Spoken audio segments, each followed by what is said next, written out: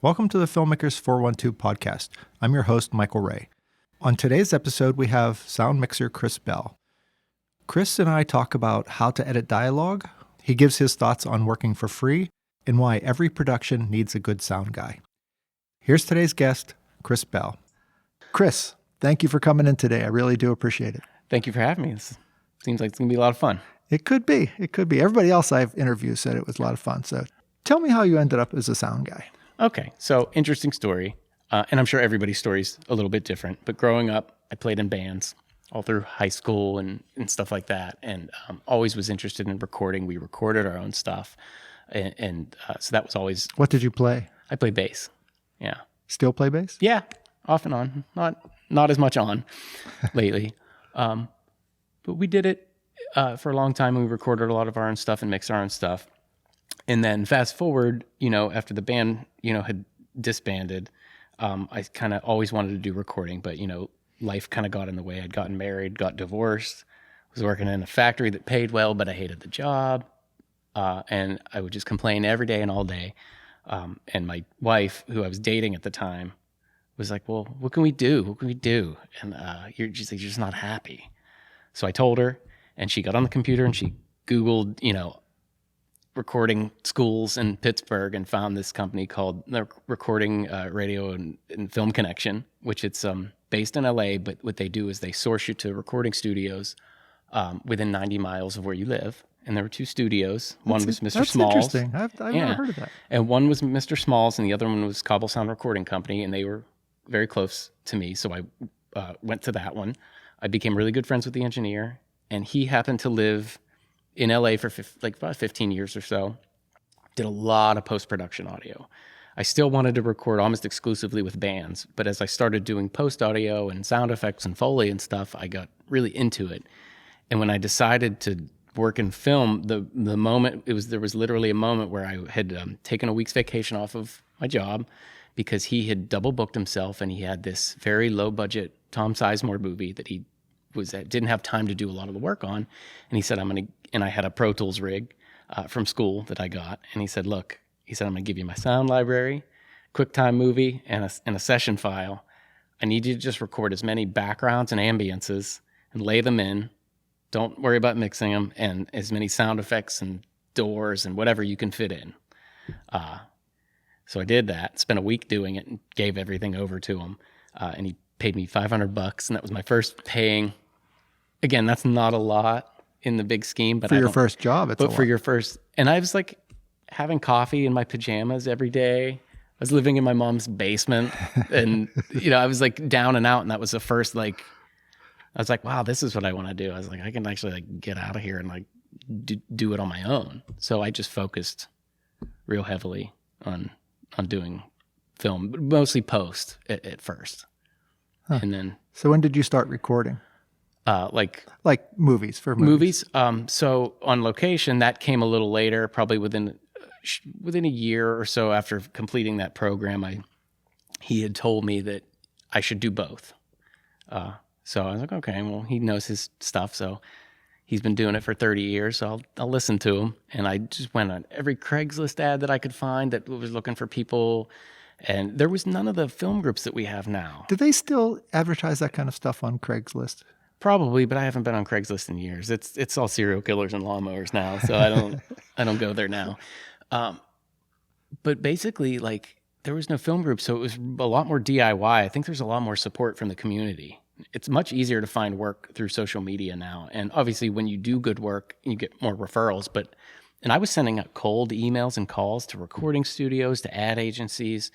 And for every person that would even email me back, that might not even yield in a job. Half the time that was them being like, oh, thanks for reaching out. Unfortunately, we're not looking for anybody right now. And it took a long time. And I started getting a lot of work probably around 2013, 2014-ish on location. My first one was a indie feature that shot here for 2 weeks. I got on a sound utility. It was called Homemakers. And that was a cool project because the lead actress in that was the lead in a feature that I just finished doing post-mixing on just a few weeks back. So that was kind of like a full circle thing. But it was just, it was hard to get work. To get established? Oh, God. Yeah. It's not as hard now? I feel that the technology and the social aspect of things it makes it easier. How many films have you worked on? According to IMDb, film and TV, it's around 66 or so. But with commercial work and the things that have not yet been added, it's substantially more. Do you find that a lot of your work comes in through people seeing you on that site? I feel that I can use that as kind of a resume when people ask for like links to work and things like that. And I have some examples of stuff on my website and stuff like that. But I find most of my work is referral, and sometimes from other mixers that, were booked that day already or something like that. Yeah, you have a really good reputation. I mean, I have never heard anybody say anything bad about you. I'm glad to hear that. I was hoping that you'd have some faults that I could take advantage of. I do, but I'm not going to tell you about them. That's cool. So which films are you most proud of that you worked on? That's hard to say. There's so many of them. Like, I think the earliest ones, I think it's less about maybe the sound quality. Obviously, early in your careers, no matter what your job is, like, you make silly mistakes and you learn from them. But I think you were proud of the fact that you got to, like, do something. And it's a hard job. And being on set's crazy. And, like, learning right away how to, like, deal with people that are squirrely or squirrely, like yeah, what? kind of like hard to deal with, I guess. And like like no matter what you say to them, like they look at you weird and cockeyed. Like some people are just not everybody is going to be your best pal, I guess. Right. And then some people are automatically you say hi to them and they're your best buddy. So like knowing how to navigate like who you can chat up and who you can't, and how to speak to people if you need something from them. Especially if it's maybe even a minor or even a big inconvenience to them, to get what you need out of it is a big thing to navigate. Like getting somebody to turn something off for you sometimes on a shoot. Like we did this shoot where there was music all of a sudden out of nowhere started playing out of the overhead speaker in the ceiling. It was like a UPMC commercial, one of those green couch dealies, or the Allegheny Health Network. And the key grip was like, I got it. And he like grabbed this ladder, and like I like just started like talking to the mixer about it before I even had a chance to ask. He was like, I got it. And he hopped up on the ladder, he just pulled the panel down, and he's like just unplugged the speaker. That was a kind of a rare occurrence because most of the time you have to ask people to do stuff like that, but he was just one of those people that's like, I'm going to help you because you're on the crew and you deserve your stuff to sound good. But Yeah. but back to your question was, the one I'm most proud of lately is a film called Unearth, which I did the location sound mixing and the post mix on it. And it was just a long road. It was one of the movies that I was hired a year before I did it.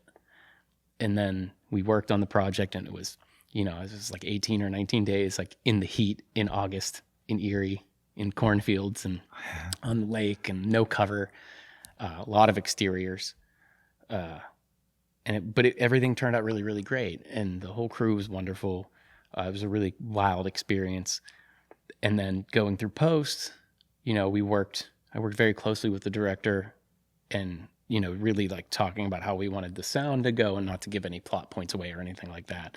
But he had a lot of ideas, and then I had a lot of ideas, and we had to get them to work together. And then once we started working with the composer, then we had to make sure that those things don't fight with what I'm doing, and I'm not messing her stuff up and she's not messing my stuff up. And it was one of the most collaborative, even on set, it was like that. If I had an issue and I went to anybody, our AD, or when the AD was unavailable and I had to talk to the director about it, they were very receptive. Like they trusted me, which is pretty rare for, I think, indie feature. And even less so on like the bigger stuff, like time is money. Like everybody hears that expression, but like it is actually a thing. And like, even on union shoots, I mean, they don't want to give you a room tone. Why? Right. They're not going to give you a room tone. Like, you're going to get everybody to hold for 30 seconds or a minute, like the whole crew. This $1 million shoot, like they don't. What would it mean to make it big for you? Are you happy with where you are doing what you're doing right now? I'm very happy with where I am right now, but you always want to do better. And in my opinion, big is less about bigger, more prestigious projects and more about security and knowing, and this is even more so true now, that like, say, working a lot of commercial stuff affords me the ability to save money, so especially during the busy season. Commercial pays significantly better than most other types of shoots. So if I work a bunch of these jobs in the summertime, you squirrel all those nuts away for, wintertime when it's a little slower, now that we're, in a slowdown and nobody's working, like I'm a lot less panicked than a lot of other people. But I would say that for me, success is doing even better the following year. So I'm always rethinking my business model and how I handle things. But for me, it's a lot less about prestige of a project or working with a certain actor or anything like that. Because we all know that those days on set for narrative can be pretty brutal. And I see a lot of people that are much, much, much younger than myself. I'm going to be 40 in a few months. And I see them like, like up at 6 a.m., did 16 hours yesterday, got 4 hours of sleep. Like, dude, your body will break down so fast. Like, take care of yourself. Like, please. Like, that's not like a great thing to be proud of. I realize that it's a big budget feature, or a big budget union show in town, but like, don't kill yourself because of it. You don't have a choice. If you're on that set, you got to kill yourself. Yeah, unfortunately. Yeah. I wouldn't know from experience. I mean, a lot of these little programs or little shots that I do, these little films, it could be 16-hour days. And it's like, that's what I like least about this profession. Yes. But the corporate world's a lot nicer, huh? You sort of show up at maybe 8. Yeah. Go home around 5:30. Yeah. Yeah. It's uncommon that my days go past 8.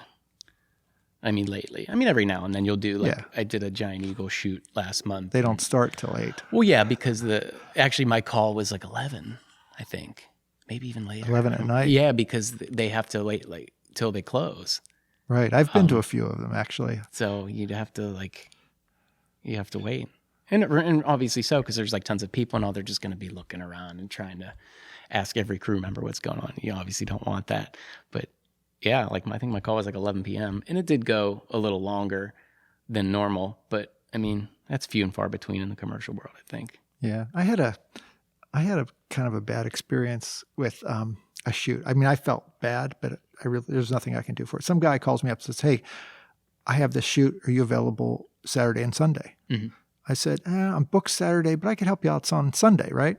Well, what I didn't realize, it was a night shoot, and I had a job the next morning. Yeah. So I had to back out. I backed out, over a week ahead of time, and they were able to find somebody. But that's just something that if you're a filmmaker, you should keep that in mind when you're booking people. And that's the funny thing. And that same thing popped up in one of the threads on one of the Facebook groups about one of the shows that was shooting in town. A guy had agreed to do a Saturday, but it was a night shoot, which meant it was a Sunday and they needed him for part of Monday, obviously. Right. And he had a day job and he had to back out, and he's, worried that they're never going to call him again and things like that. But and I guess that stuff happens if, I was in a similar situation, but I didn't have to back out of it. I was booked on a shoot that was like 4 p.m. to like 2 in the morning. And then I had another shoot that was like 6 a.m.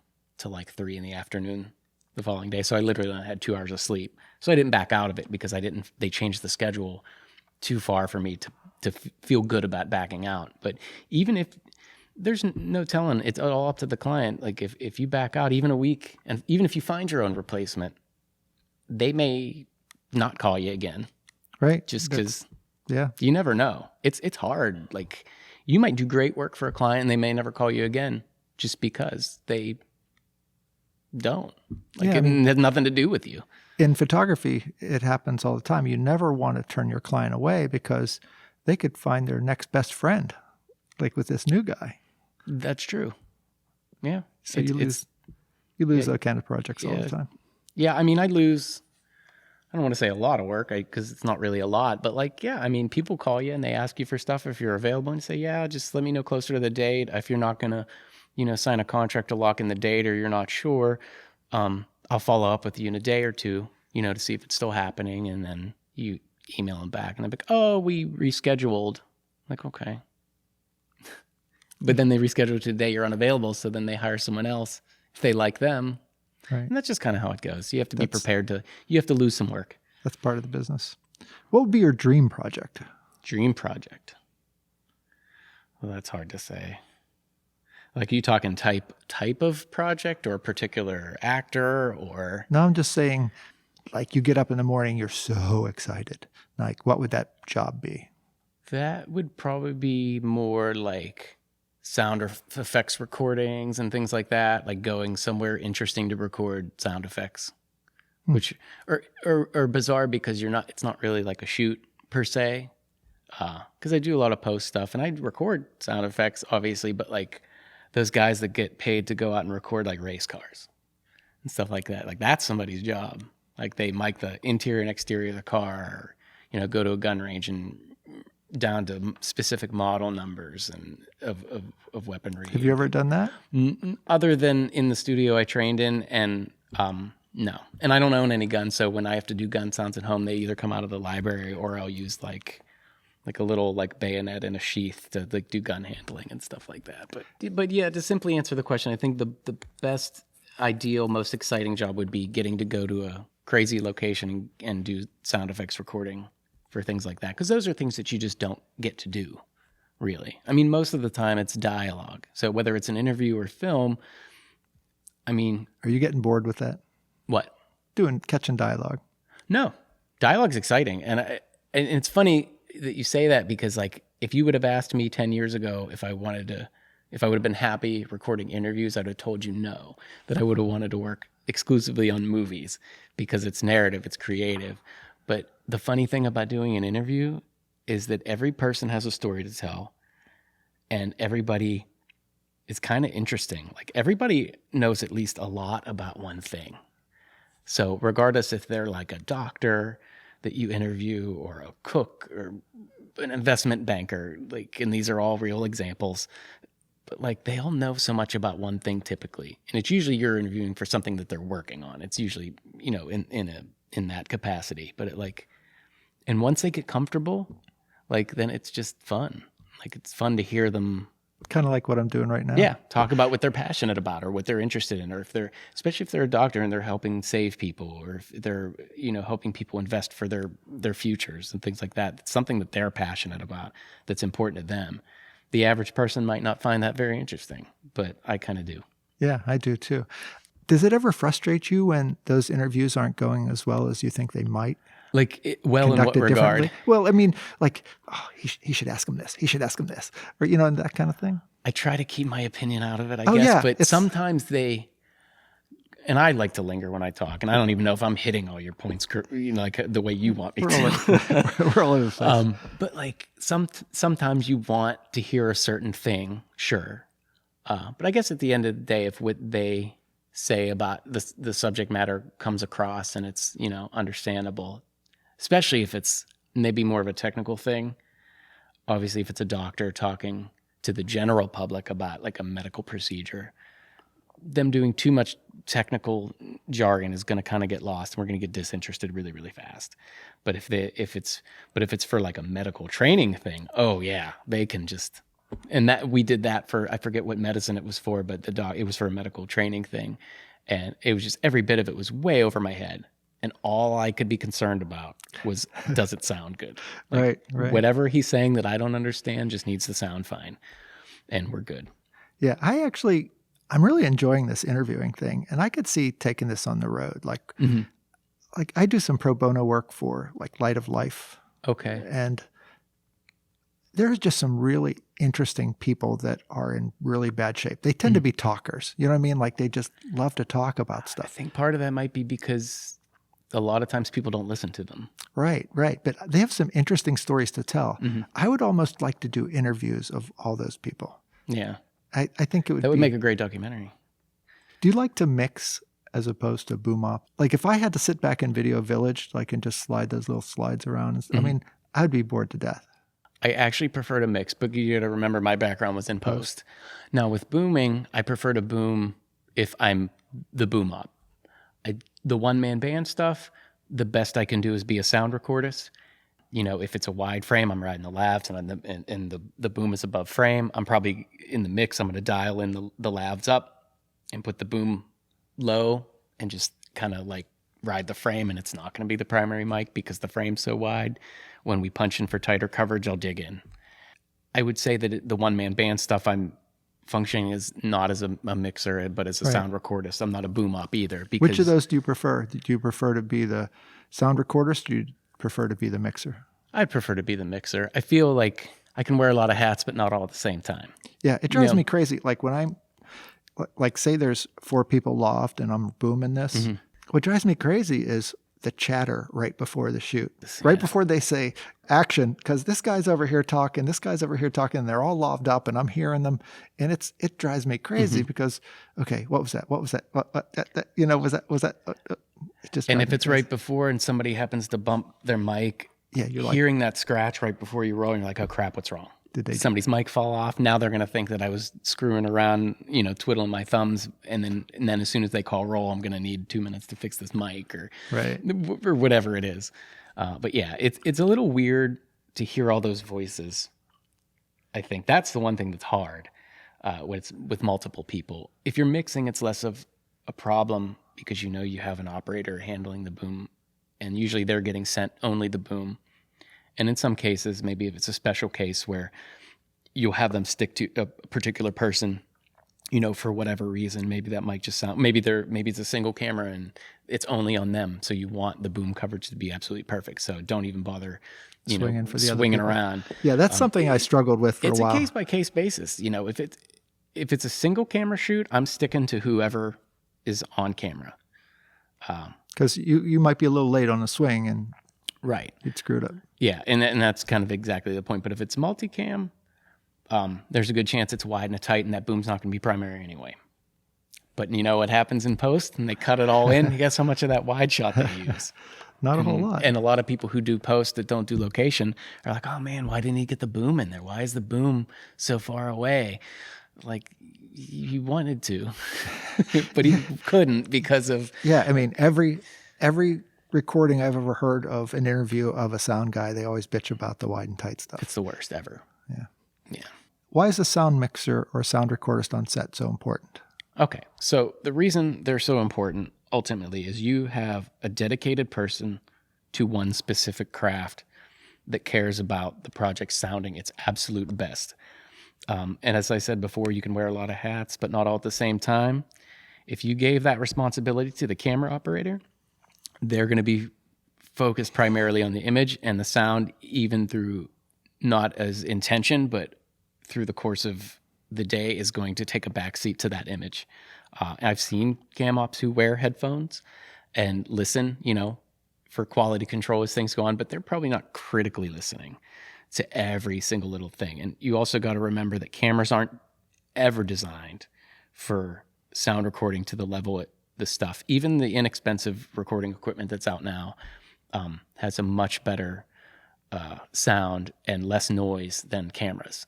So, and I actually got a client to listen to me on that one time where we were doing this interview and we were cabled into camera, and they casually mentioned, oh, we're probably going to just use what's going to camera. And I was like, and I just kind of, I was like, oh, well, I was like, everything sounds much better on the recording. Like, so please at least take a listen to it just to compare, because you're going to get a much better fidelity out of the recording. And they ultimately used my recording. But had I not said that, they might not have done that. But ultimately, you have a dedicated person specifically for that aspect of your shoot, just like you have somebody setting up the lighting.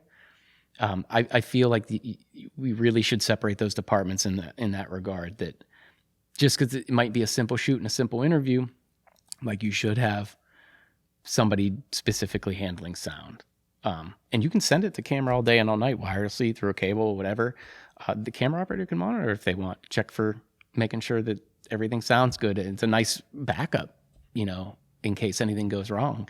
But that to the novice filmmaker or somebody just starting out who doesn't understand. I mean, most people don't know when they watch movies how much sound is done later. And sometimes a lot of the dialogue. Just depends. So why can't my cousin Billy hold the boom? He can. But will it be good? Can I mic someone in 25 seconds? Sure. Is that conducive with it sounding great? Depends. What are they wearing? Like, what do you know? I mean, doing it fast and having it a body to do it gets it done, but doesn't necessarily get it done well. Billy might not have. What if Billy's a really shy person and doesn't know how to speak with the camera department about the frame, and he always wants to play it safe because he doesn't want to dip in? It's right for him to be cautious and to understand that you shouldn't be in the frame because, that's wrong. But what if like people can sense that, so what if they're kind of dismissive of him and like there's like an odd tension within that dynamic between the two departments? He's going to play it safe all the time. And it might be a super tight shot, and he could come in a foot closer and get really great sound. Yeah. Chances are Cousin Billy's not going to have any radio lavs either. There's a good possibility of that, which means on your wide shots that if the production is okay with hiring an inexperienced sound person, they're probably okay with understanding that they can cut the close-up dialogue into the wide shot, and it'll probably play. And be okay, and much, much less noticeable. But most of them, if they're not going to hire a good sound operator on set, they're not going to pay a good sound operator in post, unless it's so disgustingly bad that they know they have to fix it later. And I just have recently started to do some post. Mm-hmm. One of the things I've been experiencing is I will bust my butt getting the best sound I possibly can, and I'll hand over this multi-track recording. It has, 3 lavs and a boom. Mm-hmm. And 9 times out of 10, you want to go with the boom, and the lavs are just kind of, sort of safety stuff. But what I found out everybody's doing, and it's just not one person, they're just putting the tracks all together and putting them in. See, there's a big problem with that for a couple reasons. And to keep it simple for those who are just filmmakers and kind of want to understand a little bit about what we do, what happens, and you already know this, but you get phase issues. So like when you record with multiple microphones, my voice right now is, within a foot of this microphone, and it probably sounds wonderful, but it's also picking up just a tiny bit in Michael's microphone. And what that means is it's delayed. So sound's traveling at about a foot. What is it? Is it like 1,100 feet per second or something like that? It travels at the speed of sound. Yeah, there you go. That sounds better than what I said. It's about 1,100 feet. So like there's like a millisecond of delay for every foot away. So a millisecond doesn't sound like much, and it actually isn't. But whenever you get a mic that's 6-7 feet away, and my voice, especially if I start really dishing it out and yelling, it's going to pick up enough in your microphone to where when you play those two together, you can hear the phase. And essentially what the phase is going to sound like, or sometimes comb filtering they call it, is going to sound like you're going to either lose frequencies or get an emphasis of frequencies. It's going to either sound really thin and tinny or maybe over boomy. It's not going to sound right. But I find that people don't understand this. They think if you give them 8 tracks, they can just dump them in and be done with it. They don't have to mix it. You already did that. Even if you record a mix, that seems to be even more confusing for them when you deliver a mix plus the isolated tracks. Well, that's what I do. Me too. And that's what most people do. Unless I have one client or 2 clients that specifically ask for ISOs only, because I usually cable to camera, and they'll give them a boom on one side and lavs on the other. But yeah, that's what I do. And that's probably what 99% of mixers do on every shoot. And it's seems to be the correct way for most types of shoots, and it works out really well if they know how to handle it in post. But what happens is, like, I tend to even put notes in the sound reports, and I'll say, mix sounds best, dig through the ISOs here, or on this take, or whatever, or, even let the DIT know, or not the DIT, but like let the client know when I send everything over through email. Sometimes you do Google Drive, let them know, like, hey, you want to dig through the ISOs on this one because there was 4 people and I was bag and booming, so I wasn't really mixing. So dig through the ISOs. Don't worry about the mix so much. But I've had projects where it was absolutely mixed incorrectly in post, and I know it sounded perfect on set, and you just have to bite it. Yeah, it sucks. But yeah, to put it simply, it's just you can't just dump in all those tracks. And in the advent of digital, it became an issue was when there was 2-track tape machines, you did live mix, multiple people talking and, you know, down to stereo mix, and that's what you delivered. Those mixers knew their business. And when they started getting into digital multi-track, they would record all the ISOs, and then it would go to dailies, and they would start to complain that things sounded funky.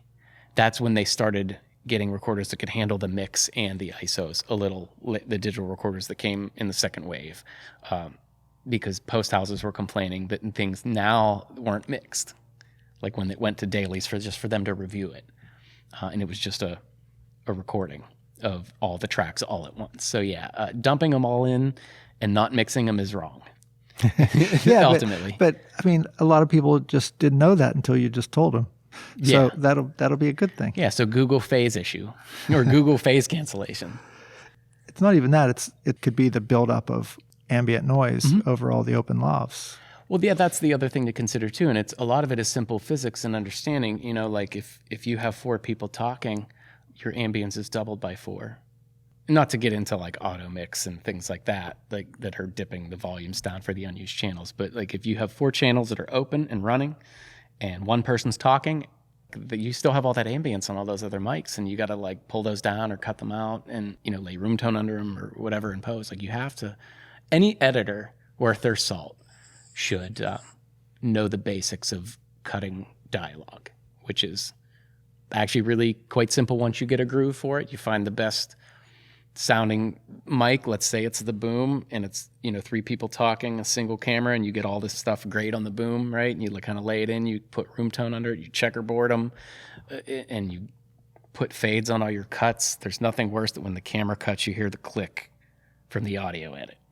Happens so much in the independent world. Really? Yeah, and it takes you out of the story, honestly. And honestly, sound is 60%, if not more, even if it's just an interview, like not, you know, skimping on it and not caring about it or cutting corners with it in post and on set. But if the editor's doing the post dialogue edit, like they really should have the basic understanding of like how to cut it appropriately.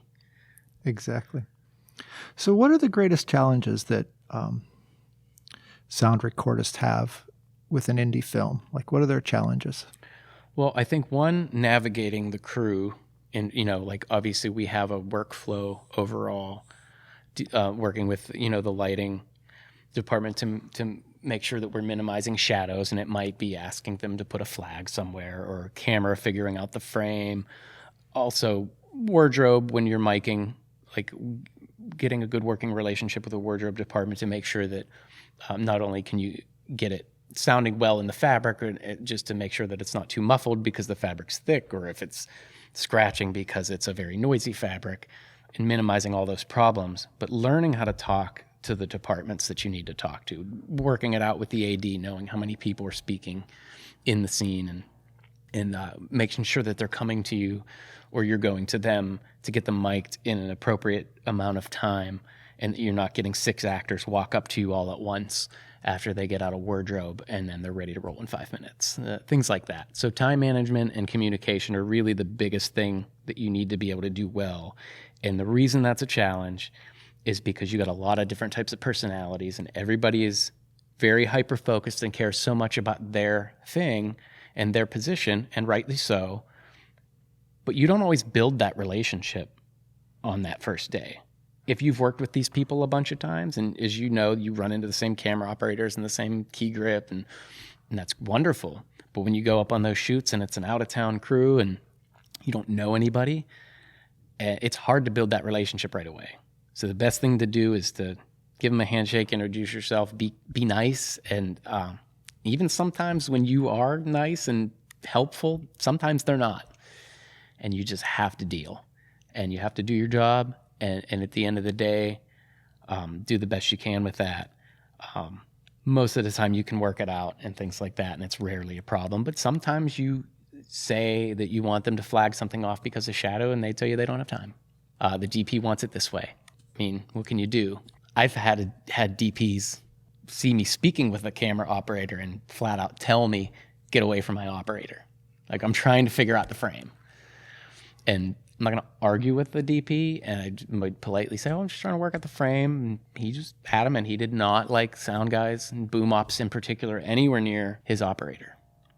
Wow. He just didn't like it. It was wide and tights, and that made for a pretty crappy day. Huh?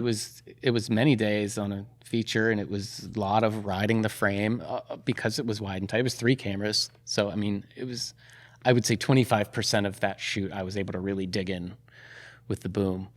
It was just one of those instances, no matter how nice you are and how prepared you are, it's not going to make a difference because he wasn't out to make my job harder, but he probably didn't understand my job and realize that I was trying to help. Yeah, the more you talk about this, the less I want to do this. That's not my intention at all. I'm just kind of trying to throw out all the scenarios. But communication, that's the biggie. Other than the communication, what is it that makes one sound guy better than another?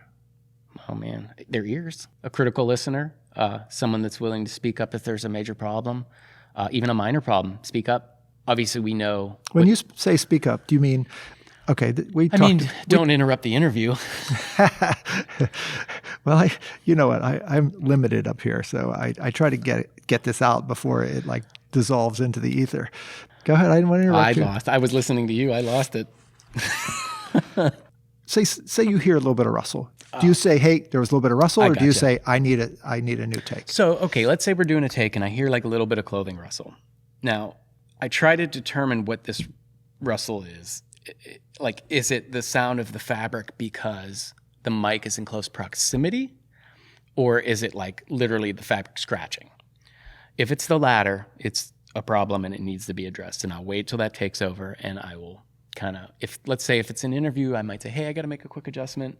But if it's narrative, you can't just like up and blurt and scream, and you might have to like, let's say it's narrative and maybe it's larger budget and I'm booming and I need to go fix the mic and there's no utility.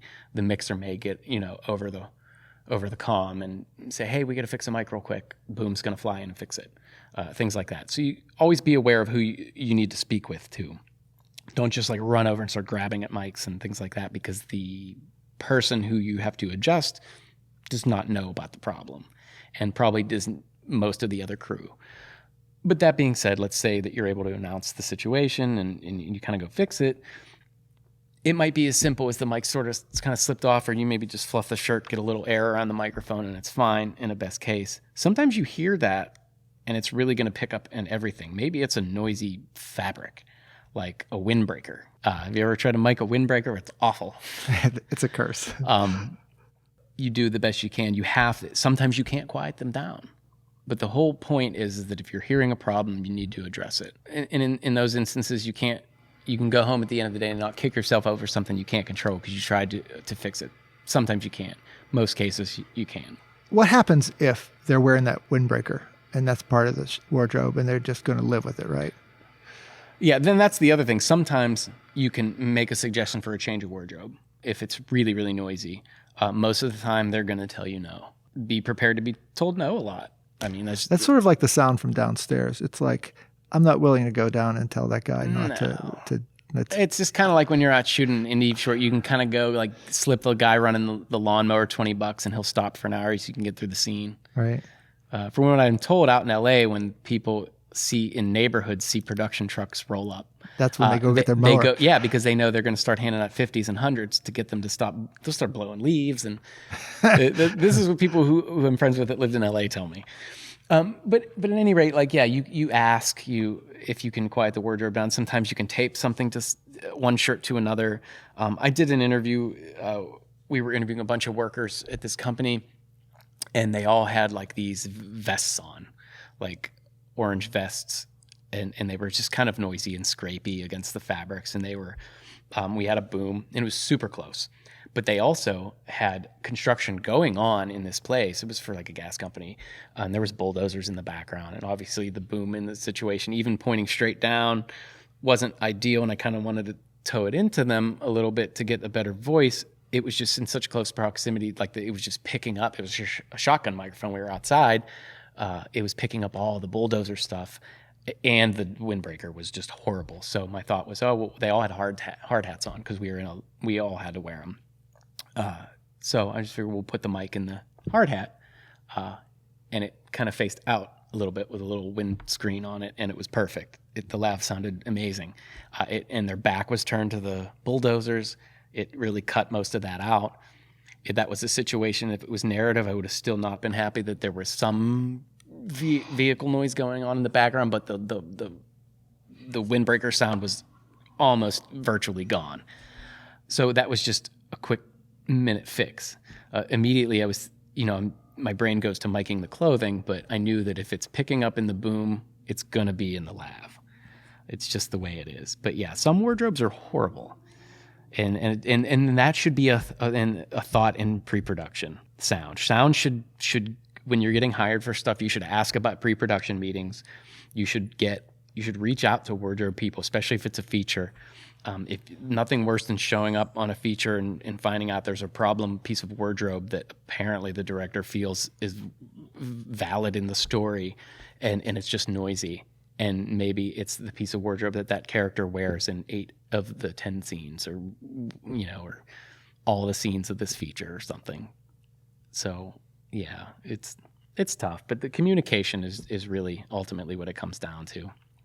Is that a strong suit of yours, the communication? I think so, and you get it over time. Probably not in the beginning. You don't know who you're supposed to talk to, especially in the indie world of things. And I'm thankful that I kind of started there before I did any union stuff or bigger budget commercial stuff, because you'd have been really lost. And like, you go into a set and you try to fix something and you realize that like you didn't talk to the right people, or you go to fix something on an actor and they don't know you're doing it and they're freaked out by you or something like that. Because not everybody wants. Some people are a little put off by wearing a mic, and you have to learn how to navigate that too. To try to be. I don't really want strangers touching me either. So I feel somewhat like a hypocrite when I have to do that for work. So you just kind of say, hi, I'm so-and-so the mixer. We got to put a mic on you today. Are you cool with me doing it? And, if it's a more complicated wardrobe, or if it's a female, sometimes they kind of help out with putting the mic on. Sometimes they do it themselves. I do a lot of stuff for local news networks, and it's not uncommon that when you're doing stuff for the morning news promos, the newscasters, they're used to wear mics. They do it all 100 day. times, right? So what are your weaknesses? Honestly, I think that because most of my work is kind of one-man band, that I'm not working with other mixers enough. I think you can learn a lot just by watching somebody else work, even talk to them and ask them a question, getting their opinion. Maybe it's about a piece of gear, a microphone, or how they handle miking a certain wardrobe. I think I'm not working with other mixers as much as I should be. And also beating myself up about things I can't control. Like going and shooting in a bar and you're flat out told you can't turn off the ventilation system or the coolers, and it's noisy in there. Is the sound going to suffer? Yeah. Did you do what you needed to do to rectify the problem? Yeah. Did they tell you no? Yeah. Are you going to be sad about it and kick yourself? Yeah. See, I don't have a problem with that. It's if you do all those things, it is what it is. Logically, I agree with you, but I'm still going to beat myself up for the next day at least about why I wasn't happy with the way something sounded. So where do you go to learn more about what you do? Well, the internet is probably like the best and worst invention in the world. So that's where most people would go. There's a lot of misinformation though. So you got to be careful. What specifically are you thinking about? Well, as far as misinformation goes, I find I get some from clients where they'll say, oh, give me a real hot mix. Like they want everything loud. Client, whether it's in post or on location. And what they don't understand is that you need the dynamic range to breathe. And for those that don't really know what dynamic range is, it's essentially like, your difference between your loudest and softest parts. And like it allows them, the film or the story or whatever you're recording to breathe. We're talking conversationally, volume-wise. There's no big spikes in it. It's kind of just there. But if this was narrative and it was a real emotional scene, like when it gets real loud, like that's dynamic, and it makes those moments sound so much bigger because what you had before was maybe more subdued. But also, it's a safety thing because in the digital world, there's an absolute ceiling to how loud you can be without distorting. And like you can't scream into the microphone from 3 inches away with the gain turned all the way up and expect it to sound good. So like they want it hot and loud. Like that's a weird thing. Like I try to, and I usually the response I try to give is that, I'll record it at an appropriate level. And usually they're kind of okay with that. But I'm not going to just like record it like super crazy loud just because they don't want to do the work in post. Like ultimately, if they want to mix it in post loud, that's up to them. I can't control what happens to it after I hand it all off. But, you have to do it at an appropriate level. But the dynamic range is really, it's important. And the misinformation, that's the biggie. I'm not sure I understand what you're saying about the dynamic range and setting the levels. Well, like when you set your levels, like whatever they're reading on your meters right now to get a good level for my voice, a lot of people want it to be loud, like loud, like all the way to the top of the meters loud. Really? Yeah. I've had it requested, and sometimes it depends on what they're monitoring on in post. It could be a laptop, it could be headphones. You don't know what their output volume is. If it's going to web, it's going to need to be louder. You need to understand the specs a little bit about in post and like the deliverables. LUFs. Yeah, and they should tell you these things, like especially if you're post mixing it, they should give you a list of like kind of what they want. But if you're just doing the location sound and handing it over, sometimes I think they try to kind of get around the post thing and have you just give them this really hot mix. And I think that's kind of wrong to ask of that. And I think that people who are just starting out are going to get a lot of misinformation about levels. Is ultimately, and I should have worded that so much better than I did for the last 2 minutes that I was talking. So that's a little weird. You're going to do a lot of cutting. They're not sound people, so they don't. Yeah, the misinformation like that, and is there a be-all, end-all solution is another one I see. Like people start out and they'll go on the Facebook groups and say, hey, what's the best mic for dialogue? Like, well, how long's a piece of string? Does it sound really good when you're recording it? Like these dynamic mics that we're talking, they probably sound amazing. Like, it'll sound great when it's all said and done, and my voice sounds probably radio appropriate. Would I take it on a set? No, it's the most absolute incorrect mic to use on a set. The polar pattern's probably a little, is it the cardioid? It's probably a little on the wider side.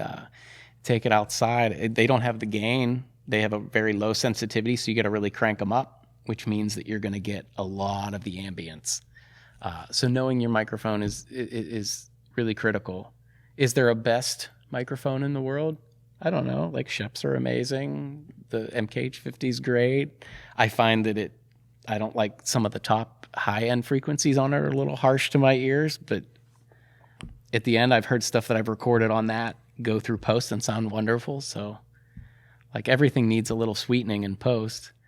So there's no right and wrong way to do it. If your budget is $200 for a microphone and you get a Rode mic, like a used NTG, and you can get good sound out of it, that's the right mic for you, because your technique is going to trump your technology any day of the week. What we're using to record is way better than what we had 10 years ago, even more than 20 or 30 or 40 years ago. It's just better. We have more channels. We have higher fidelity wireless. We can go further with it. We have better sounding mics with lower noise, even better cables that have like RF, like radio frequency rejection built into them to combat like all the TV and radio stations around. So we're not getting, I don't know if you've ever had radio sneak into your channels. It's weird. Through cables. Even through cables, yeah. That's crazy. It happened. I was at the where the Riverhounds play, and we were out on this balcony, and we were near the scoreboard, and I suspect that might have been part of it. And it was coming through everything. Finally, I found like kind of a good angle with the boom. The lavs, it was barely audible, but it was very audible on the boom. It never happened in any other part in that building. It was just a one-time thing. It was just real bizarre radio. I feel like it was like I was hearing Prince, like coming into the recording. What song? Oh, it was Little Red Corvette. But yeah, misinformation. I know I'm really lingering on some of these. That's okay. But if you Google your topic, I would look at YouTube videos. There's lots of great mixers. Like any of the really great mixers, if they're going to really be giving good audio tips, more than likely they're going to sound amazing on those clips, and probably actually also look really good because they're going to want it to be more of a professional video.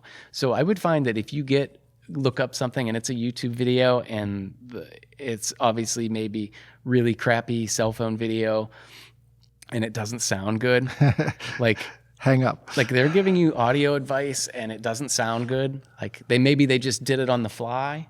But I would say like the Curtis Judd videos, he's a sound mixer and he does a lot of testing for other companies. And he has so many videos about, the Mix Pre series or Sound Devices 6 series, electro stuff, all kinds of things. His videos are wonderful, really informative. Some of them are pretty long. What's his name? Matt from Sound Rolling. He hasn't put anything up in forever. No, but his stuff is also extremely informative. I liked him. I probably listened to everything he's done, but he was never one of my favorite. There's a guy now, the boom operator guy. What's his name?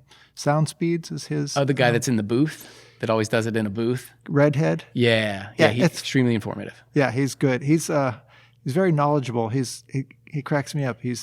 You think he's this like little petite guy, then he comes out of the booth, you see him do something like on location. He's a big guy. Yeah. But he's just sitting down. Yeah. Curtis Judd is he's not even a sound mixer. This is just like his hobby. He's not. I know he works on shoots and stuff. He does, but he's not a sound mixer. Well, he's a product manager for something. And he does the sound thing and the camera thing as a part of his corporate duties, and that's like, this is taken off for him. He probably makes a lot more money doing this than anything else. Yeah. I guess my big takeaway from ultimately what your original question was for those who are new at this and want to know more about sound, and I guess I'm trying to keep that in mind with all my answers. I'm sorry, I'm incredibly long-winded.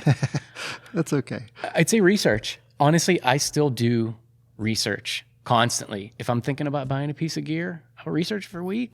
So what's something you just recently learned about recording sound? Like, we're all learning something all the time, but what's something just recent that you've learned?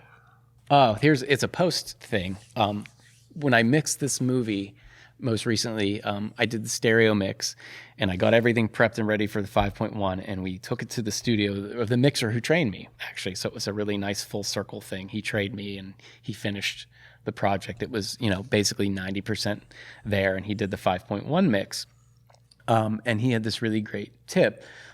So when you're recording, you get your dialogue. Let's say I'm talking to you, but let's say I'm handling a bunch of props. I'm drinking out of a bottle or playing on a phone or reading a magazine. So when you usually cut those sounds out of the production audio, put them on their own track, right? And the ones and sometimes you can use them to fill in and they sound good. In this case, we had a lot of really good production sounds that weren't dialogue. That sounded really good, and we used them. The problem is that sometimes they're in with the dialogue, so obviously you can't extract them. And usually I'll kind of leave them in there. If they're footsteps, they usually don't come through too clear, and as long as you time align when you do your Foley steps, you don't hear too much of like what we call like ghosting or flamming or things like that, where you're kind of hearing the slight delay because they're not timed perfectly. But if you time them right, it sounds just fine. But the problem is when it goes overseas, like if you're going to send it to a foreign deliverable, I'm going through this whole explanation, I know, before I get to my point. They're going to want to strip all that dialogue out. So when they pull that dialogue out, all of a sudden they might hear things missing. Let's say I flipped a page in a magazine while I was talking and didn't Foley that moment. In the US release, it's not going to make a difference because someone's going to hear that magazine page turn and it's going to be fine. For the foreign deliverable, they're not going to hear that. And sometimes it might even be just a movement of somebody just turning in a little cloth movement. And he gave me a really great tip, which was to, before you even start doing your dialogue edit, your Foley or anything, just kind of sit with a microphone and just do all those movements through the whole movie. Like just kind of, like if it's just like putting your hands in your pockets and like any movement, somebody touches their face or scratches their chin. Are you talking about the talent actually doing that? No, me, like in post. Do all of those things just to get that fill-in track. So when you put all your Foley in over top of it, there's less chance of them kicking it back in post for a missing sound effect for the foreign deliverable. But even just for your US stuff, to fill it in, like I thought it was a really great tip to kind of get things to sound more natural, because ultimately, when you're recording things in post, a footstep or somebody playing on their laptop, you record them well, but they sound like you recorded them later, essentially. And you have to process them to make them sound and fit the scene and the frame. You have to consider perspective. If it's a really wide shot and they're 30 feet away, you need to put like maybe a short reverb on it to make those footsteps sound like they're coming from, across the room, and they suddenly get closer and more direct sounding. Obviously, on set, the dialogue is what you want. You're not focused on those feet. They might never come through, so you got to re-record them. But you have to re-record them and process them in a way that they still match that perspective. So having that filler made sense to me to kind of like make it sound a little more natural and help make it easier to like tuck in some of those other sounds that you put on top, because you have this really natural sounding clothing and just kind of movement. Even if it's somebody's just like frustrated and they're, rubbing their hands, things like that. Most people probably wouldn't notice it missing, but like it adds that other little aspect of realism. I thought that was a really interesting thing that I'm going to do from now on. So what do you like best about your job? What I like best about my job is I'm meeting new people every day, and I'm learning about interesting subjects, whether it's an interview or even if it's a narrative piece. You're learning about something. And if it's a narrative, you're getting insight into the creative writing process of who wrote that. Like, that's somebody's character. Somebody wrote them. Somebody loves them.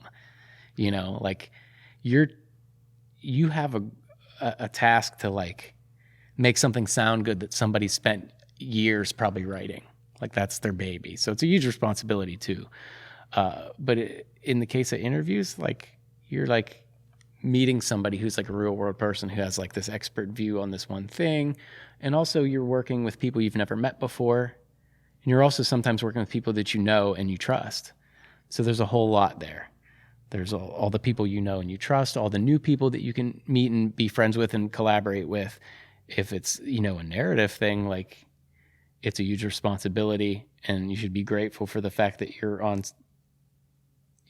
tasked to make something sound so good that somebody is so proud of, and like it's their baby, like that's their project, like that they wrote it, right? Like those characters, all those moments, those emotions, all that to them came from somewhere though. So those moments might be real, like, so it might be a post-apocalyptic zombie movie, but like something about that is real to them.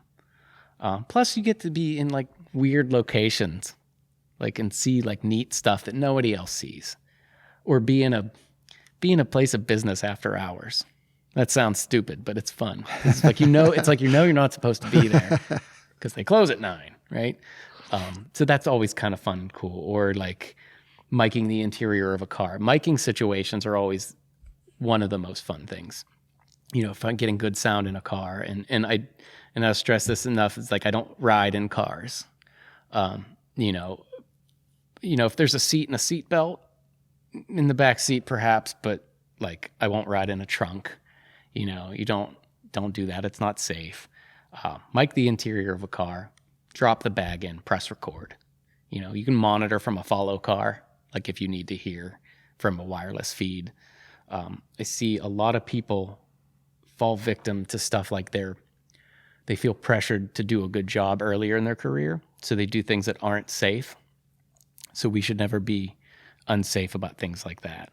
If you're concerned and feel unsafe, you really need to bring it up to the AD. Like, no one should ask you to ride in the trunk. And I made that mistake earlier in my career, and I never got hurt. I was fine. But my wife expects me to make good decisions and come home like with like intact and like normal, sort of. What do you like least about your job? What I like least, and without giving specific examples or mentioning names or anything, is sometimes I'm not allowed or told no when I know I'm going to record it the best way or the way I'm intending to record it the best way possible, with the best possible sound quality, whether it's time, budget, mostly it's time, and I'm just told, no, we can't do that. Or, if it's a noisy piece of clothing and I want a wardrobe swap, and again, all these suggestions are done in the politest way, never demanding. Or you should always think that if you're asking somebody to do something for you, you will get miles further with 3 seconds of a kind conversation than you will with an hour of debate. But you're going to get told no. And that's the hardest thing is when you know you're doing it right. I got told on a shoot, it's like the Steadicam shot, and we didn't like do a rehearsal. We were running low on time, and everybody was wired, and the producer was just like, all right, everybody's wired. We're going to roll. We don't even need the boom. I'm like, what do you mean? And they're like, oh, just don't even worry about it. And she didn't explain it. And I said, are you sure? And she said, yes. So I just let it go. And more than likely it was because we didn't have a rehearsal and she was probably worried about maybe shadows. We had a window there and probably didn't want to see crew members, i.e. me. And it made perfect sense, the concern.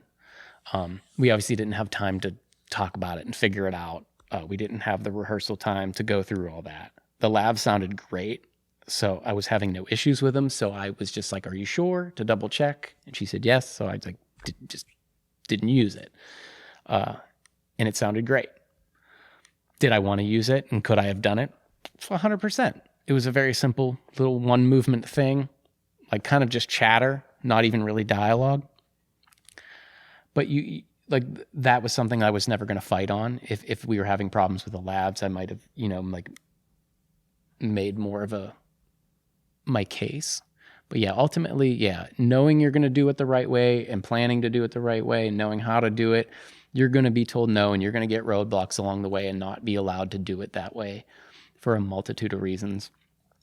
And it could be time, and it could be an uncooperative crew member. Give me a million reasons why. What are your thoughts on working for free?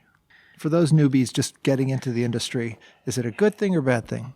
I mean, I had done 48-hour film projects, and every now and then you might help your buddy out and trade him a day of work for something else or something like that. And I guess that's fine. But ultimately, this is how I earn a living. So I don't work for free. And I turn down work, if the rate is extremely, extremely low. But I guess it's hard because like when I first started, I didn't know what proper rates were. So yeah, I did stuff for $50 a day, $100 a day. But it's not a sustainable business model. If you're planning on doing it full time, it's not a sustainable business model. But at the same time, like I see people say, I'm willing to work for free for my portfolio. Like, okay, well, the problem I have with that is you're going to find people that even if that's not their intention, they're going to take advantage of you. They're going to hire you because you're free, which means they're not hiring people that are more qualified than you that can do a better job. They'll realize it whenever they get into post and realize it doesn't sound good. But I can think of examples of where even on commercial ends of things where I got called for a project and we couldn't align on a rate. They hired somebody. Then they called me back months later for the other shoots, the other days.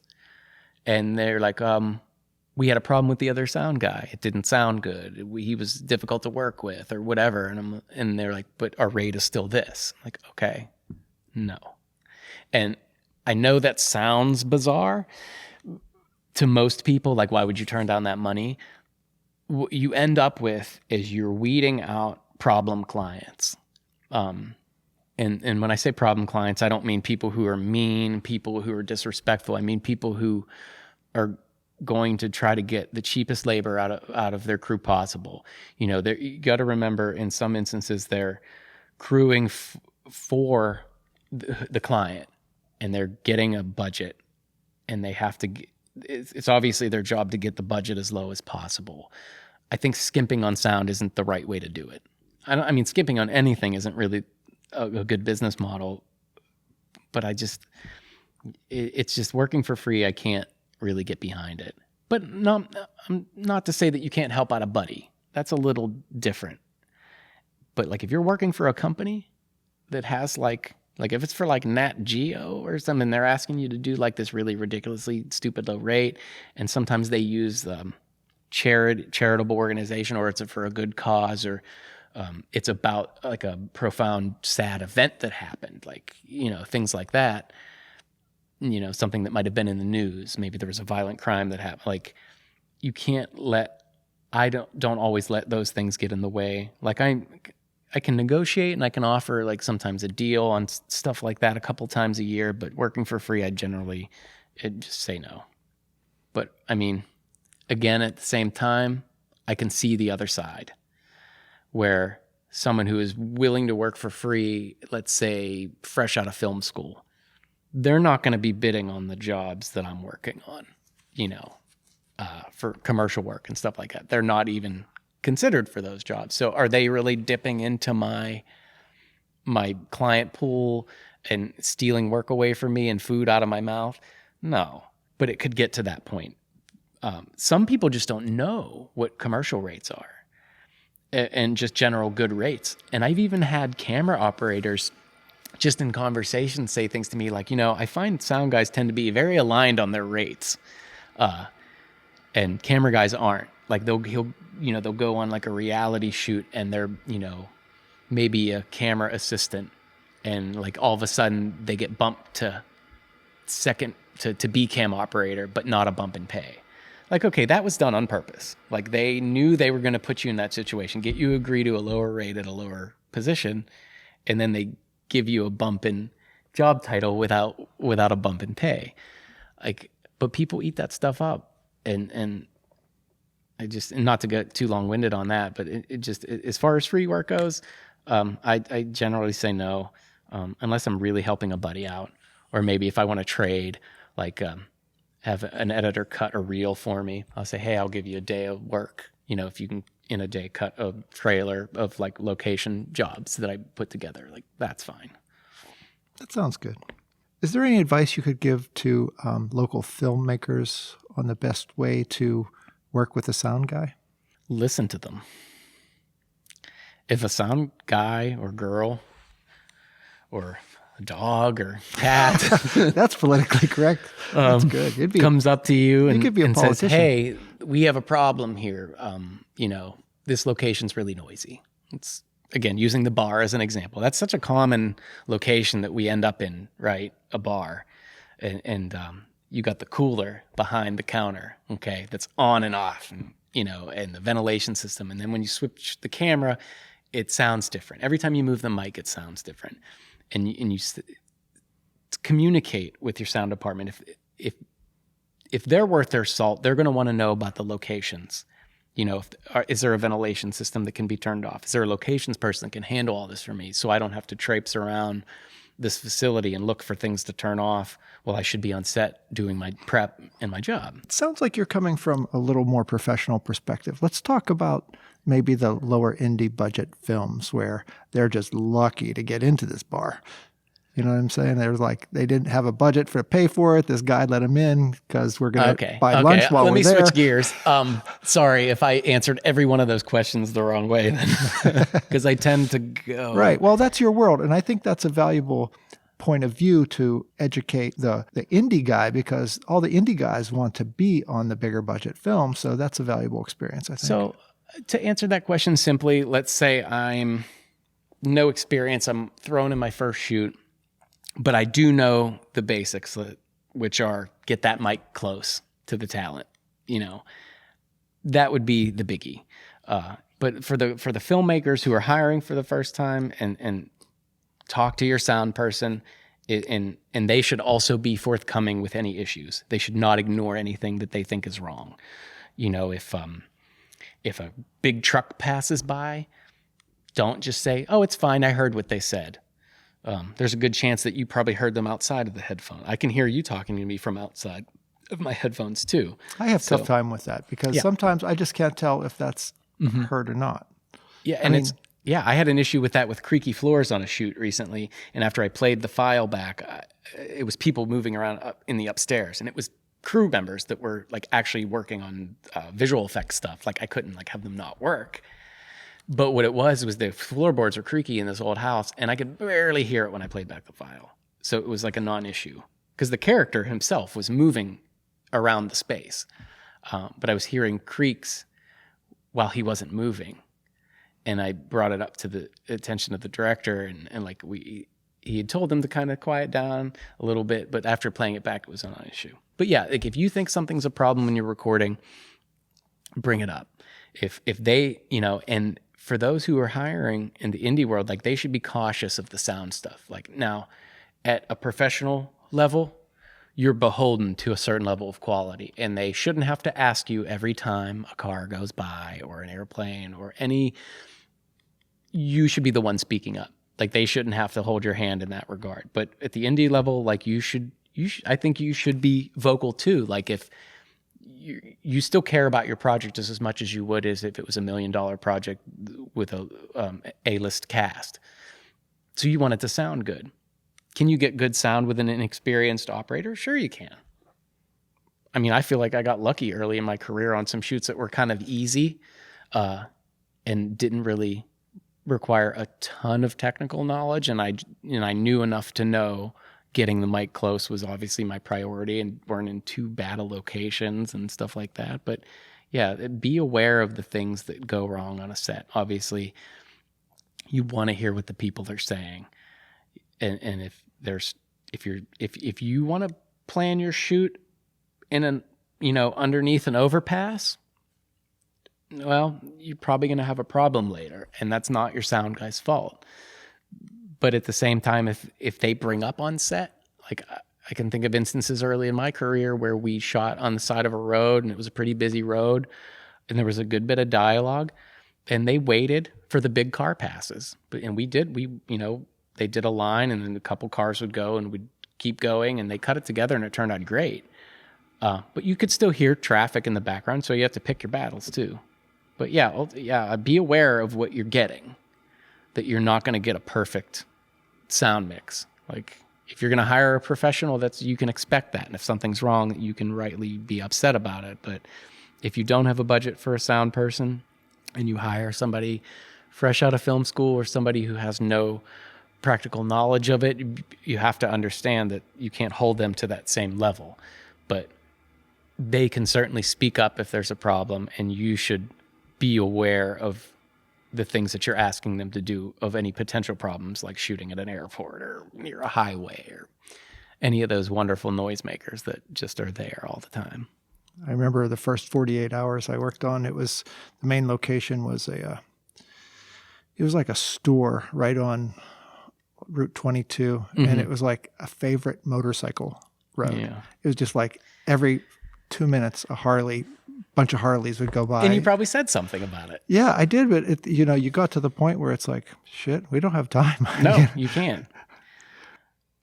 Is there any advice you would give just the filmmaking community in general about not even working with sound, just in general? Don't stop learning. Like learn whatever your craft is, be it sound or camera, lighting, acting, whatever. Learn your craft. No matter how good you are or think you are, always be willing to learn and do your research and learn everything you can about that. There's always things that are going to change with technology to make our jobs easier. So if you're a really competent operator, when you get those tools, you can appreciate it significantly more. Like I see a lot of examples of people who don't have the practical knowledge, rush out, get a whole bunch of gear, and they don't know how to use it. The operator, the archer is more important than the arrow. A really competent operator is always going to trump the gear, because somebody who is a great camera operator, you can give them a DSLR and they'll know what the hell to do with it. But if you give someone like me who's not a camera operator an Alexa, it's going to look awful. Like there's no doubt about it. It's going to look terrible and wrong. So yeah, just don't stop learning. That's good advice. And trust your gut.